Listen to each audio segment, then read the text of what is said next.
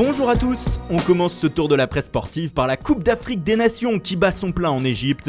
Et hier, grosse surprise avec la victoire de Madagascar face au Nigeria 2-0. Un succès qui permet aux Barea de terminer en tête de leur groupe devant leur adversaire du soir. Les deux équipes sont qualifiées pour les huitièmes de finale, mais ça ne suffit pas pour le journal nigérian The Punch.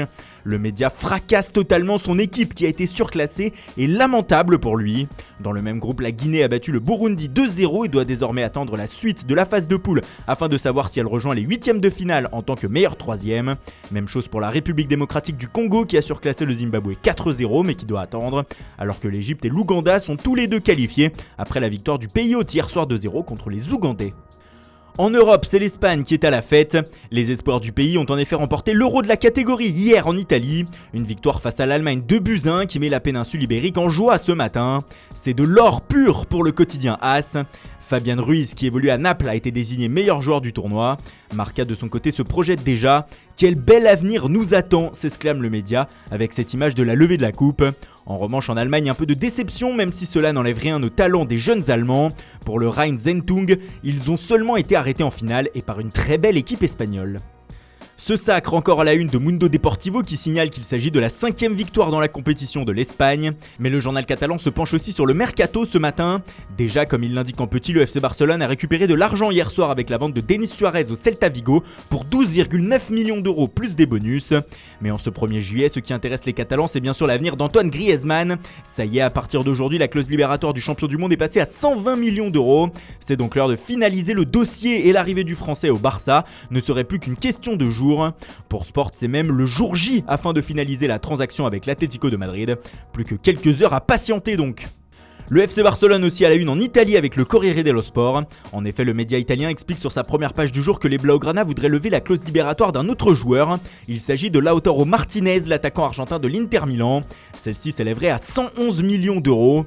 Mais avec déjà celle de Griezmann et le possible retour de Neymar, le Barça aura-t-il les financements nécessaires pour tout faire ? Pas sûr du tout. L'Inter de son côté qui continue son mercato. Ce matin, les Lombards ont annoncé l'arrivée officielle de Diego Godin. Le défenseur central arrive libre en provenance de l'Atlético de Madrid et vient renforcer la défense interiste.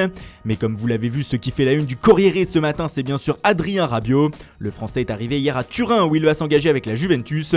Il passera sa visite médicale aujourd'hui. Oui, Rabiot, titre le média. Comme tout au sport qui s'exclame, il est là. En attendant, la Juventus a annoncé l'arrivée officielle de Luca Pellegrini qui arrive de l'AS Roma. Il évolue en tant qu'arrière gauche. Rabiot aussi en une de la Gazzetta dello Sport, mais le journal au papier rose revient aussi sur le mercato de l'AS Roma qui a donc bien bougé depuis hier soir.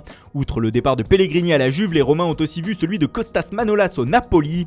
Le club de la ville éternelle l'a annoncé hier en précisant qu'il récupérait 36 millions d'euros dans l'opération. Dans le sens des arrivées, la Roma a annoncé dans le cadre d'un échange avec Pellegrini et la Juve la venue de Leonardo Spinazzola. Le défenseur italien vient donc compenser le départ de Manolas. Mais les Romains ne s'arrêtent pas là et selon l'Unione Sarda, ils auraient trouvé un accord avec Cagliari pour le transfert de Nicolo Barella. La Louve verserait 35 millions d'euros aux Sardes tout en envoyant l'attaquant Grégoire Defrel à Cagliari. Et on termine en Angleterre, où d'après plusieurs médias du pays, ici le Times, ça y est, un accord aurait été trouvé entre Tottenham et l'OL pour le transfert de Tanguy Ndombele. Les Spurs devraient verser 62 millions d'euros au club de Jean-Michel Aulas, auquel s'ajouteraient 10 millions d'euros de bonus. Reste désormais au club londonien à se mettre d'accord avec le milieu de terrain français. Dans le même temps, le Times annonce qu'Everton aurait fait connaître officiellement à l'OL son envie de recruter Bertrand Traoré cet été.